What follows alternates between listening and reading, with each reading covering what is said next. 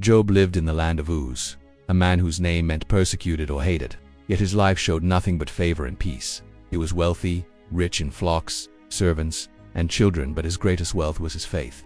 Job was described as blameless and upright, a man who feared God and turned away from evil. He wasn't perfect, but his heart was sincere. Every morning he would pray for his children, offering sacrifices on their behalf, just in case they had sinned. His life seemed untouchable, until the day heaven allowed a test that would shake the very core of his being.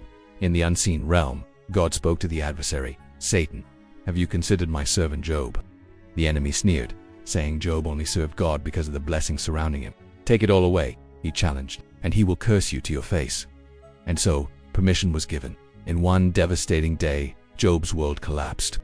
Raiders stole his livestock, fire consumed his sheep, and worst of all, a mighty wind struck the house where his children were feasting, taking every one of them.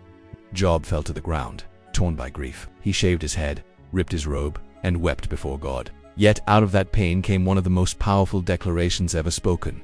"The Lord gave, and the Lord has taken away. Blessed be the name of the Lord." Even in heartbreak, Job refused to curse God. His faith was real, raw, and tested. But the storm wasn't over. Satan returned, claiming Job's faith endured only because his body was untouched. So God allowed him to be struck with painful sores from head to toe. Job sat among ashes, scraping his wounds with broken pottery. His wife, unable to watch him suffer, cried, "Do you still hold fast to your integrity? Curse God and die." But Job replied gently, "Shall we receive good from God and not trouble?" His heart ached, but his hope didn't die. Then came Job's friends Eliphaz, Bildad, and Zophar. They sat beside him for 7 days in silence.